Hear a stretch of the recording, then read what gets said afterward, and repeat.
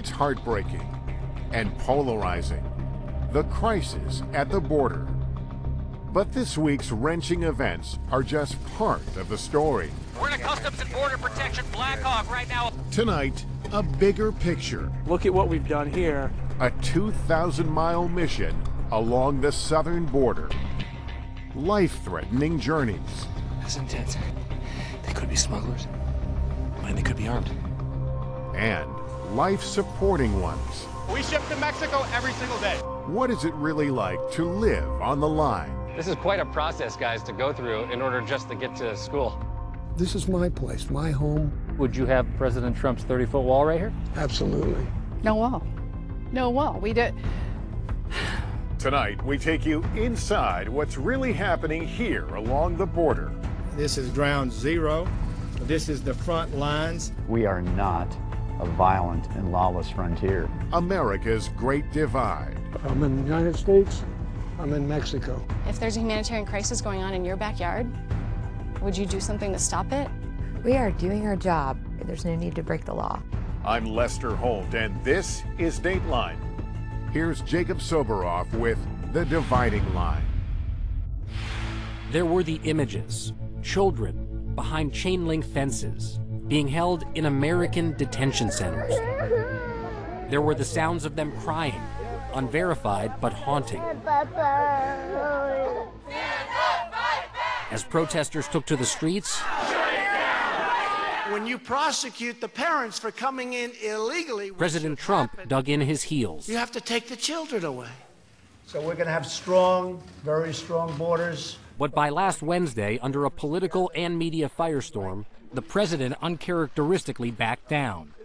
He ordered an end to separating children from parents crossing the border illegally. We're going to keep the families together. The Department of Homeland Security said last night it had reunited 522 children with their parents and is working to reunite the over 2,000 who remain separated and in custody. Some of their parents have already been deported. These are families. 1 week ago, I saw some of those kids firsthand. I was one of the few journalists to tour the Border Patrol's processing station in McAllen, Texas. This video was shot by the government, which is yet to allow any journalists to bring cameras inside. That's me in the blue shirt. Right after that tour, I shared my thoughts on the air. People in here are locked up in cages, essentially what look like animal kennels. I don't know any other way to describe it. So we have about 55 miles of border wall. I spoke about those kids with Manuel Padilla, the Border Patrol chief of the Rio Grande Valley sector in Texas. Is this a deterrent? Is that the point? Are you trying to deter people from coming by separating children and their parents and prosecuting 100% of people who come here? Yes. So the point is that we have an upward trend, right? So if we do not do anything, we are going to be in a crisis mode. So separating parents and kids is to put consequences on them coming here together? Yes. Yes. Padilla says the administration's recent zero-tolerance policy against illegal immigration is part of the overall effort to stop dangerous people who are trying to come here, like MS-13 gang members. You're talking about murders. You're talking about very, very, very violent criminals. Do you know how many MS-13 members you caught here? That have made it through? I can tell you right now we're looking at a 300% increase over last year. And how many people is that? Comes out to about 100 and, I think it's 180. And how many total people did you catch last year? Last year we had 187,000 people. The issue of crime coming across the border is just one part of a much larger story our Dateline team has been investigating over the last several months. We traveled the entire U.S.-Mexico border, just as the Trump administration was ratcheting up its zero-tolerance policy. In February, we took to the air. We're in a Customs and Border Protection Black Hawk right now above the Rio Grande Valley. This area is the #1 sector for apprehensions along the entire southern border. So we've just seen 4 migrants apprehended who were trying to run from the Border Patrol. And just after that, a call's come through that there's a family unit crossing as well, most likely looking to turn themselves in right in this area. Back on the ground with the Border Patrol. Looks like a woman out there who's traveling alone. Thanks. We met Cynthia, who was illegally entering the U.S. ¿Dónde eres? De Honduras. Honduras. Cynthia says she traveled for 15 days to get here from Honduras. She's just 23 years old and 8 months pregnant. Do you have family in the United States? She told me her husband and daughter are in North Carolina. Why did you come to the United States? Because I can't stand the violence in my country. Recently, my grandfather and one of my uncles were killed at the same time. And they were wanting to kill us too. First, my husband came over. We didn't come at the same time because we didn't have the money. She turned herself into the Border Patrol and asked for asylum. It would be months before we found out what happened to her. We also met the Guillen family. Juan Jose, Sonia, and their son, Melvin. They said they were from El Salvador fleeing a violent street gang. It's not safe there because if someone has a problem with you, they'll come to your house when you're sleeping and kidnap you. They were demanding that I traffic guns for them. So about 8 months ago, they beat me up. Then they came to our home and tried to rape my wife. She was able to get away. That's when Juan Jose said they packed the little they could carry and headed for the U.S. It took them 3 weeks to get here. How could anyone let something happen to my son? How about you? Are you scared? ¿Tienes miedo? ¿Sí? ¿Por qué? Because of the snakes, he said. A truck showed up to take the Guillens to a detention center. We don't know where Melvin and his parents are now. Cynthia's family and the Guillens are the kind of people this past week has been all about. Central American families crossing illegally who say they're fleeing violence and seeking asylum so they can live in America. But what these families experienced is just part of what we saw on our journey. We met an Arizona rancher who had come face to face with drug smugglers. It's big money. They don't care about people. We went to Mexico's most violent city, and we followed Border Patrol agents on a pursuit in the dead of night. They could be smugglers. We don't know, and they could be armed. We met those who cross into the U.S. legally every day, and Americans looking to save migrants crossing illegally. And what we discovered is a reality far more complex than the polarizing debate we've come to know. When we come back, law and order here along the border. The apprehensions in this area now are as low as they've ever been. Yes, now we have thriving shopping centers, housing developments. A dramatic success story, but is there a deadly catch? It's like squeezing a balloon. You tighten one area and people just went somewhere else.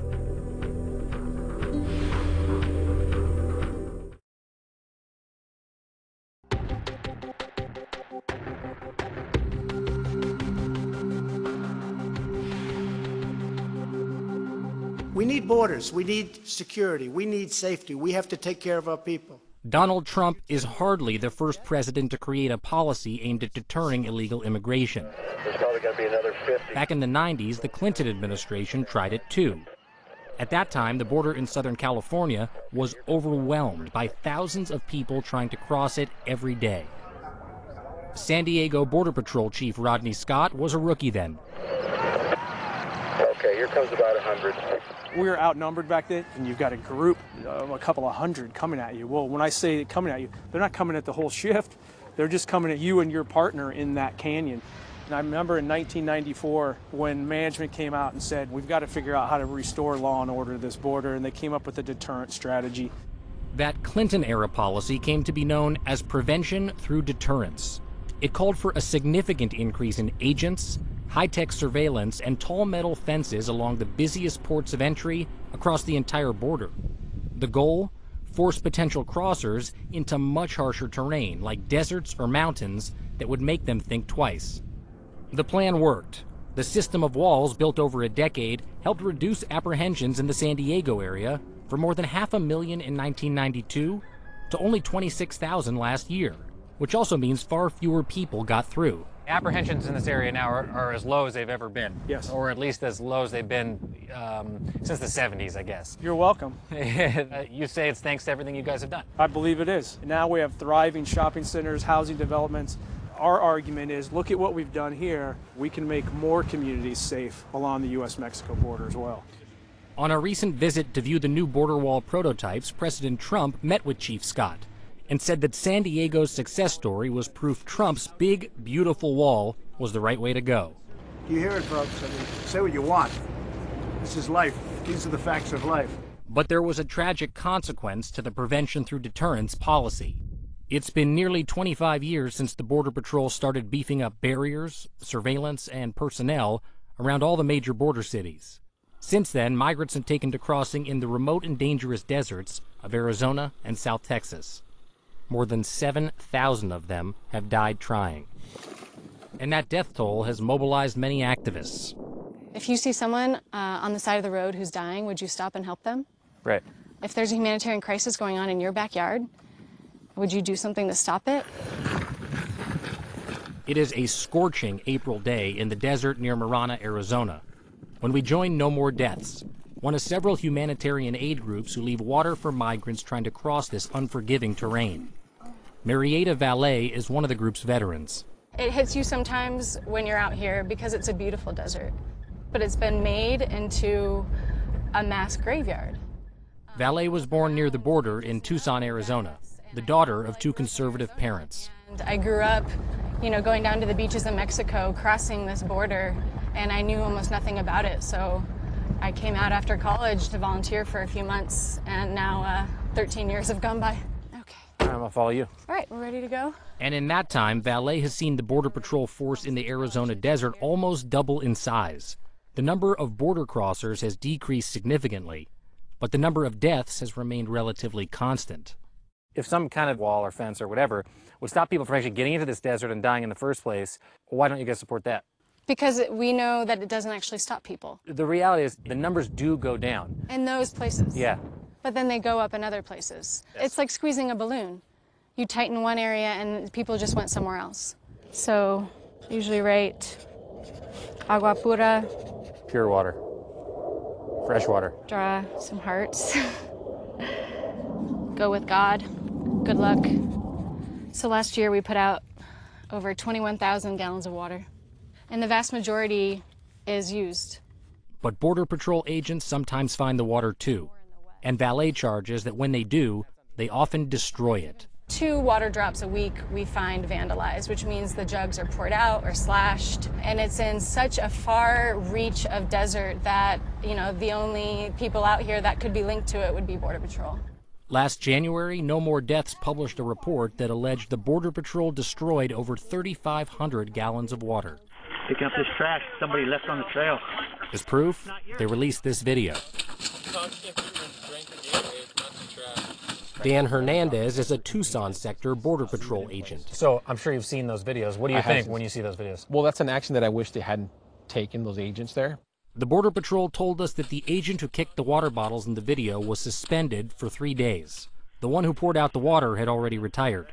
When you guys are driving out here and you see a jug of water left, obviously by a humanitarian group, is there a protocol? What are you supposed to do? The protocol is not to touch it. If it's any kind of humanitarian assistance, whether it's water, blankets, food, our instruction, and every agent in the Tucson Sector Border Patrol has been instructed to leave it as is. And Agent Hernandez insisted that just like the volunteers, the Border Patrol was trying to save lives too. So this is a rescue beacon. We have 34 of these deployed in the Tucson sector. The migrant pushes the button, sits down, and then somebody comes to help out with the jug of water. Correct. Obviously, we don't want anybody coming to the country illegally, but we don't think it should be a death sentence. They have these rescue beacons, and they say they share a common goal with you, and that's to save the lives of the people that are out here. Do you agree with that? Absolutely not. You can't push people into this area intentionally and then rescue just a few of them and then say you're the humanitarian. When an agent comes to this location, they're here to save a life or to help somebody get to a safe location. We know this situation is not ideal for them because this treacherous trip that they're taking at the hands of the smugglers is putting them in harm's way. It's interesting to hear you point the finger at smugglers because the humanitarian groups like No More Deaths point a finger at the Border Patrol and say the enforcement strategies are funneling people into a desert like this, and that's why they're dying here. Well, the smugglers bring them here. A person who does not know this desert will not take that journey by themselves. At the end of the day, we have to do our job, and we have to do it in the most humane way possible. Coming up. It's intense. Manhunt. We're with border agents on the move and 2 homeowners on opposite sides. Would you have President Trump's 30-foot wall right here? Absolutely. No wall. No wall. We did. when Dateline continues.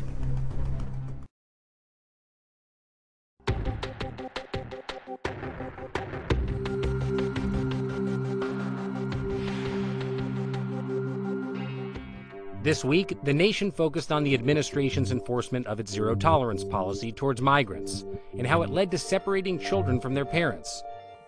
The battle to secure our border has been going on for decades. But when you talk to the people who live on the U.S. side of the border, and about 12 million of them do, they don't always agree on what policy would actually work. 76-year-old Tom Kay is the owner of a cattle ranch near the small town of Arivaca, Arizona.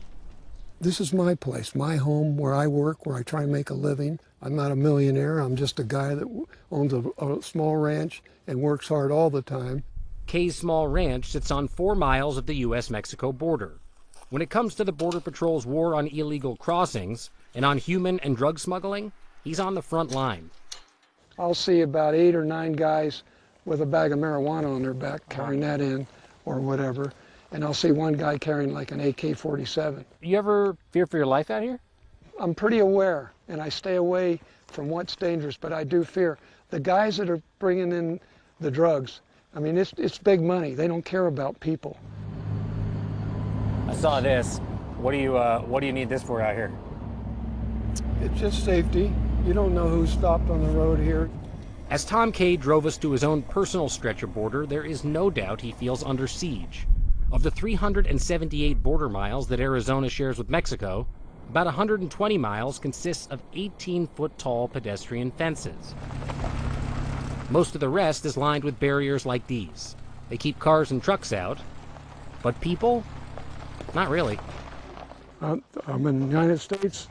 I'm in Mexico. So right now you're in Mexico? I'm in Mexico. So this is still a crossing location? Yeah. The reason why they cross here so much, if you look real hard, you can see a tower, one of those towers. See them through that tree? Yeah, the there? Border Patrol surveillance towers. If the illegal people know, they can walk up right on this side, come right through on this side and go up, and that tower cannot see them. Consequently, this country is overloaded by drugs and people coming through here. And if it was up to you, would you have President Trump's 30-foot wall right here? Absolutely. Absolutely. I'd have Trump's 30-foot tall wall plus a road right along the border. So all the Border Patrol people are down here taking care of it. How do you learn to drive in the dark like this? It's all instinct. These are the Border Patrol agents Tom Kay says he relies on to keep him safe. Hey, we're standing by for you. There are almost 3,700 of them, covering the 268 miles of border in the Tucson sector. That's 2,000 more agents than when Kay first moved here.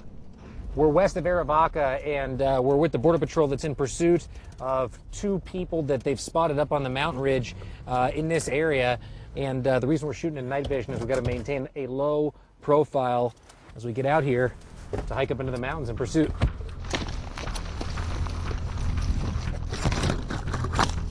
It's intense. I'm pretty winded already. These guys just don't stop. They're out here searching for the migrants up in the hills. They could be smugglers. They could be mules. We don't know, and they could be armed. As the Border Patrol's elite flex team sprinted way ahead of us, a helicopter joined the chase. Just like that right there. That's the flex team with the bodies. Do they have them? Yeah. I think so. They just arrested. They got them. Yeah. Oh, wow. They were wearing camo to blend into the land and carpet on their shoes to avoid leaving a trail. We got lost the day before yesterday over there. They weren't drug smugglers, but the Border Patrol later told us that one of them was exactly the type of border crosser President Trump has repeatedly warned us about. A felon who'd been deported after spending time in a U.S. prison for a drunk driving crash that killed a child in Tennessee. These chases happen almost every day around here, and Melissa Owen, whose house and small vineyard sit right in the middle of these canyons, about 20 miles to the west of Tom Kay's ranch, has witnessed many of them firsthand.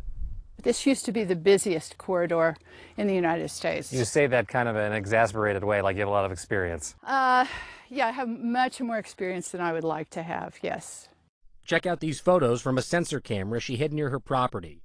A fox, a deer, a mountain lion, and a possible undocumented immigrant. She told us that thousands have crossed through her property, and one of them even broke into her house. There was a boot coming through that door. Someone was kicking in the door. I turned around and yelled, get a gun, as if there was someone in the house. And that sent him back out through the house. Then I did go get a gun, in fact, and chased him outside, out through the back of my yard. You'd think Owen, like Tom Kay, would want a wall, and bad. The only thing that's going to stop that situation is a sane and workable immigration policy. No wall. No wall. No wall. We did. I just feel that what a lot of people think of as a solution is only a stopgap measure. It just means that people will find other ways to get over the wall. We've seen that here. And that's what many of the residents we met along the Arizona border told us. You're saying it's a lot more than just border security. Sure. We need to work with groups on the other side to change the landscape there so that people don't feel like they have to make this dangerous trek to get a decent job. There's a sign on Owen's front gate welcoming the Border Patrol. They've done a good job, she says, and the numbers prove it. When she bought her house almost 15 years ago, almost 500,000 were caught trying to cross just here in the Tucson sector alone. Now that was a crisis. But this year it'll be around 50,000, one of the lowest numbers in almost half a century. But cattle rancher Tom Kay doesn't want to hear those statistics. For him, one undocumented immigrant getting across is one too many. There will probably be people, Tom, that hear that right now crossings are lower than they've ever been, or they're just about as low in this area, and say, fine, then what do you need a wall for? Because they'll be back here higher than it's ever been before. The reason for a wall is to stop the people from coming into this country right now. Coming up, walls, fences, and patrols. So how are drugs still sneaking through? 1, 2, 3, 4, 5, 6, 7, 8 different packages. Is crime crossing over too? How can it be that it's so lawless on this side of the border, but it's not going to pour over into the United States?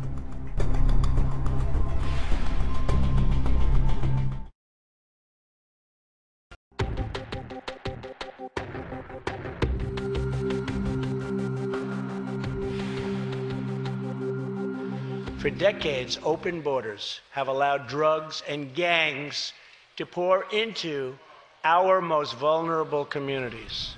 One of the Trump administration's main arguments for its zero-tolerance immigration policy is that it will stop the gangs that traffic in drugs and violence from coming across the border. But is that really happening? We went to take a closer look. We're just east of San Diego at the Otay Mesa port of entry. It's the middle of the night right now, and there are cars lined up all the way back into Mexico, and that means there are also CBP agents, Customs and Border Protection, on duty 24 hours a day, and they're looking to stop narcotics from making its way to the other side. So there was a vehicle that came in, was screened by our imaging system here, and they saw some anomalies, so we have... Shailene Thomas is one of the Customs and Border Protection officers on duty tonight. They're opening up the spare tire right now to see if they can find any packages of narcotics inside. But check this out over here. They've already been able to find 1, 2, 3, 4, 5, 6, 7, 8 different packages of what's tested positive for cocaine. You would think smugglers would try to get drugs across in remote areas where there's little law enforcement or fencing. Not the Otay Mesa border crossing, which is surrounded by walls. But the fact is, the vast majority of hard narcotics smuggled into the U.S. come through heavily fortified, legal ports of entry. Take the heroin fueling the opioid crisis.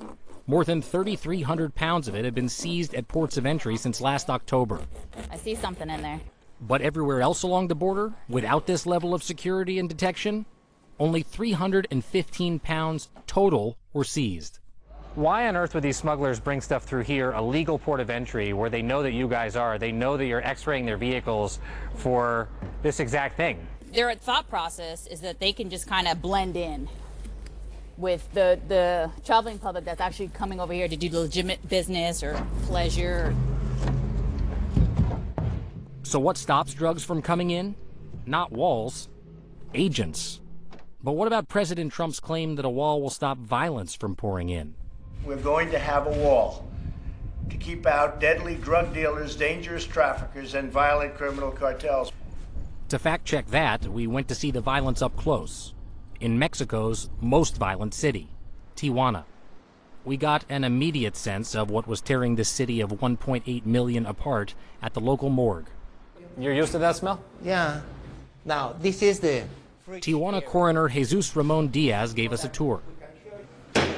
This room was built about 1 month ago because there was not enough space with the 120 bodies we have there. But mostly these are murders? Yeah, most of them are murders. For us, it's normal to see and do 4, 5, 8 gunshot deaths here every day, not every week, every day.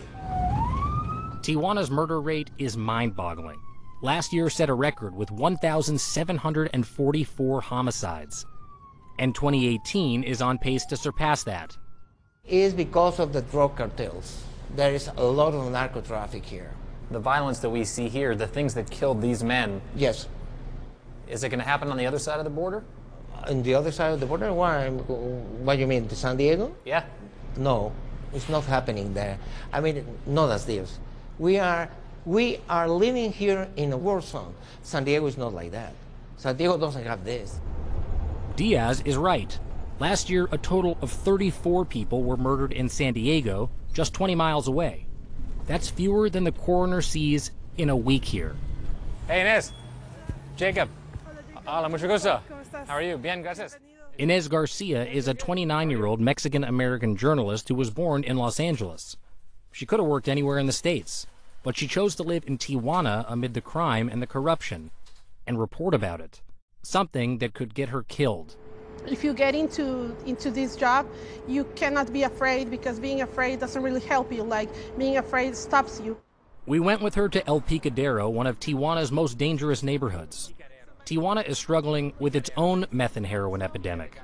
Garcia told us the killings here were the result of a vicious gang war for control of the lucrative local drug market. We're standing beside a house where 3 people were killed and 8 more were shot.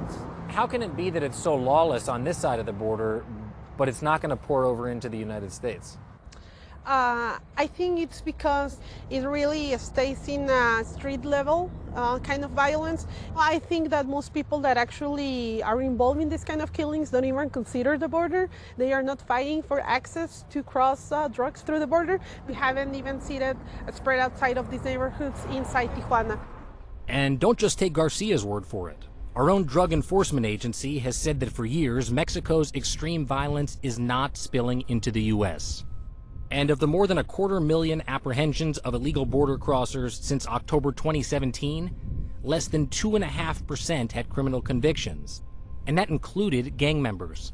So when Donald Trump says, you know, the violence, it's rapists, it's criminals, they're pouring over the border, is it grounded in the reality of these streets? I don't think he even has an idea of how Tijuana is or how the border is. I don't think he has ever walked through these streets. The people who are behind this violence are not even interested in taking into the U.S. The fight is for Tijuana. The fight is not for the U.S.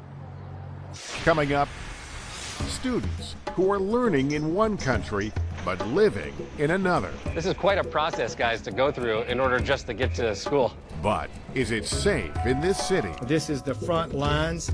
I'm having to bite my tongue here, but, you know, he doesn't know what he's talking about. When Dateline continues.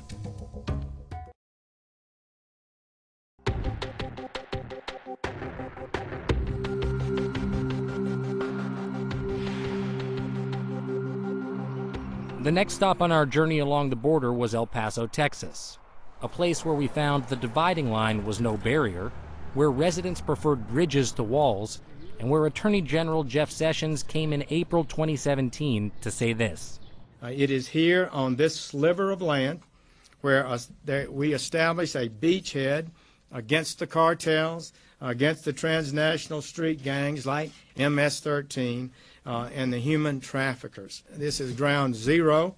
This is the front lines, and this is where we are making our stand. But at Paso del Norte, El Paso's main border crossing, we didn't see anything like what Sessions described. This is the Mexican city of Juarez right here, and this is the city of El Paso in the United States of America. Every single day, 12,000 people make their daily commute to school, to work, just like this. And if you just did a double take when you heard the words commute to school, join the club. Check this out. This is a line that is reserved for students exclusively that cross every day between Juarez and El Paso. It's expedited screening because most, if not all of these students come from Juarez, go into El Paso, and literally go to school every single day. To these students, what they were doing was as normal as standing in the cafeteria line at lunch. She's showing her student ID and her, what is that, your birth certificate. Your birth certificate. So you're pretty used to this process? All of the students we met were American citizens. This is quite a process, guys, to go through in order just to get to school. Most of their parents weren't. This student told us her parents moved to Juarez last year after living in the U.S. her entire life. And why'd they want to move back? I don't know, they felt pressure, you know, how the whole situation, the whole ICE thing, and so they wanted to come back. And so they decided to go back to Juarez because they didn't want to get deported. Yeah. This student, wearing a Tiger t-shirt to show her school pride, lives in both cities. Are your parents over there or family? Yes, my parents. And I live here with my uncle. So sometimes you stay here? Yes. And sometimes you stay there? Yeah, when I miss them. When you miss them? Yeah. Does it feel like to you guys it's one big city, El Paso, Juarez, or does it feel like two separate cities? It's like two different worlds, but Mexicans come over here and so you feel like home. We heard that from a lot of students. El Paso and Juarez are so tied to each other they feel like one big community. No surprise, really, because 85% of El Paso residents are Latino, most with roots in Mexico. What's that like? So you get to have citizenship of both countries and cross between them both every single day. I think it's nice because, like, I live in Juarez all my life, but I'm studying in El Paso, and I think, like, I have two different ways of being who I am. Of course, students aren't the only ones who cross the border daily from Juarez. Meet Ray Rosales, the dude on the red Harley. He immigrated to the U.S. when he was 7. He's got 2 grown kids, and he works the punch press at a metal stamping factory in El Paso. Obviously, it's a lot cheaper. Yeah. Dollars over there versus pesos. Boy, I'll tell you what, I'm living like a king. You're living like a king down there?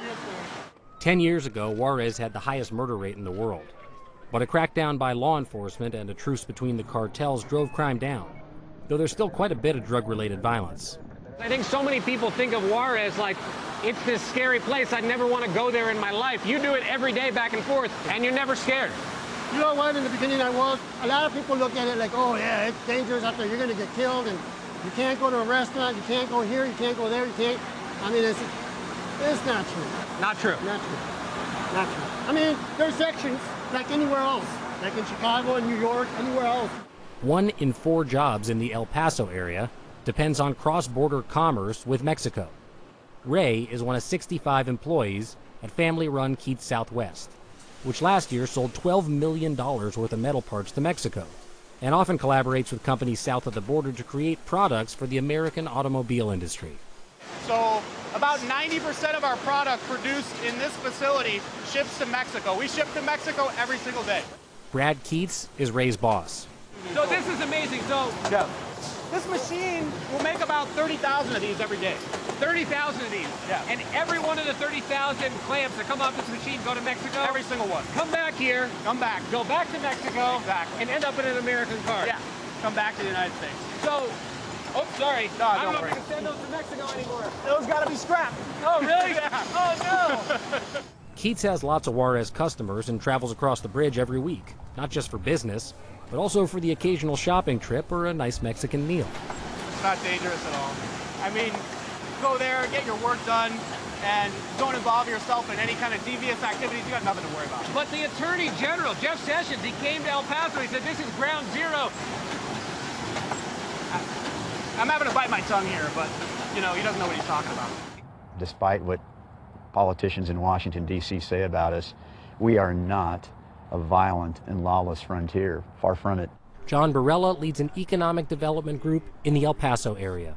The problem is that vision of who we are now has morphed itself into rhetoric that is particularly untrue and very harmful to not only our culture, but to this very special bilateral relationship we have with Mexico. Words have meaning. And that's coming from a lifelong Republican who's worried that inflammatory rhetoric about the border could drive business away. Mexicans crossing into El Paso from Juarez spent $2 billion here just last year. Our community should be a model for how you create jobs and hope and opportunity for citizens on both sides of the border. You think there's a direct connection between what's going on right out there and jobs being created across the country? But may not be as apparent to people who have never been to the border is that 700,000 jobs in states like Pennsylvania, in Indiana, and Ohio, and Michigan, and Wisconsin, 700,000 jobs rely on trade with Mexico. It seemed that for most El Paso residents, all of this endless talk about President Trump's wall has become code for a separation that'll turn their unique way of life here upside down. A wall is such a ridiculous idea. It's almost, it's more damaging to the mindset of the people on the border to wall us off from each other. We're humans. We don't need that. Coming up, she's the face of the zero tolerance policy. One-on-one with Homeland Security Secretary Kirstjen Nielsen. Do you think violence is spilling over into the United States? Along the border? Absolutely. That's not what the DEA says.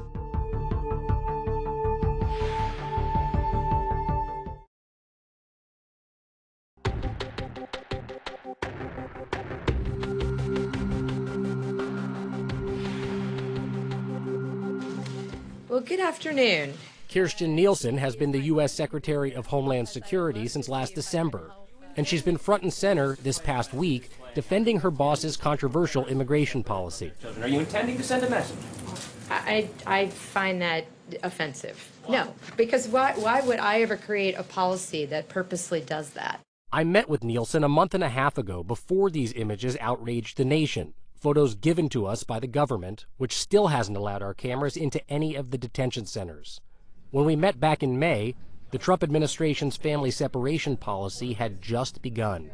What the strategy is if you're part of a family and you break the law, you will be incarcerated, just as adults are every day in this country and every community when they break the law and they're separated from their family. I would ask anybody that has a legitimate claim to asylum to please go to a port of entry. There's no need to break the law. Over the last 7 months, there were over 130,000 people who were turned away at ports of entry. So if people are fleeing persecution or violence and then they get to a port of entry and they're turned away, what would you tell them? I would tell them that they didn't have a legitimate claim. Asylum is not granted to people who are looking for economic opportunity. Asylum is not granted to someone who wants to reunify with their family. Asylum is not granted because you've passed through 5 other safe countries and you would just like to live in the United States. Mexico is extraordinarily violent, but if you talk to people in San Diego or you talk to people in El Paso or you talk to people in McAllen, across from these dangerous places, they'll tell you the violence isn't coming across the border. The violence is staying in Mexico. We see violence every day, is all I can tell you. The increase in violence, increase in stash houses, smugglers, traffickers, that is a crisis. The DEA in the 2017 national report said, and I'm quoting, while drug-related murders have reached epidemic proportions in Mexico in recent years, this is a phenomenon that has not translated into spillover violence in the United States. So do you think violence is spilling over into the United States? Along the border? Absolutely. That's not what the DEA says. I would be happy to look at the DEA materials, but I can tell you from our agents who are down there, I can tell you from talking to the governors who call very concerned. So absolutely the violence is going up. If I were to tell a family in a community, oh, don't worry about it, there's this huge threat, but it's really not that bad, most communities would say we should have zero. We should have 0 criminals in our midst. We asked for a follow-up interview with Nielsen to discuss this week's events. She declined. The executive order the president signed on Wednesday has ended the separation of families for now. But what we've seen and heard for the last 4 months has made it very clear that border security is an issue that's a long way from being solved. Which is why what we saw right at the end of our journey, at the point where the Rio Grande flows into the Gulf of Mexico, was kind of hard to comprehend. You literally can't believe your eyes. On the other side of the river, there's families having picnics. There's a little shed over there where people seem to be selling stuff. And then look up here. There are Mexican fishermen standing on a sandbar past halfway into the river. I mean, it's virtually into the United States, and there's not a single Border Patrol agent in sight. And this guy even swam across the river to the U.S. side to sell some shrimp. And then he swam back. All right, nice to meet you. Be safe. All right. See you later. See you later, buddy. It was a moment that reminded us how hope and optimism are as common along the U.S.-Mexico border as misery and despair. How, despite all the efforts to keep them out, so many migrants still see America as their promised land, as a safe haven. And to reach it, they're willing to break the law, even sacrifice their lives. It took me 15 days to cross. At the beginning it was difficult because sometimes you have to run, walk, and I had that big belly. But thank God we're both here. Remember Cynthia? She's the young pregnant woman we met in Mission, Texas when she illegally crossed the Rio Grande to seek asylum in the U.S. We found her this week in North Carolina, where she had joined her family and where she gave birth to a baby boy. She was lucky. She crossed before the zero-tolerance policy started. Right now it's really difficult.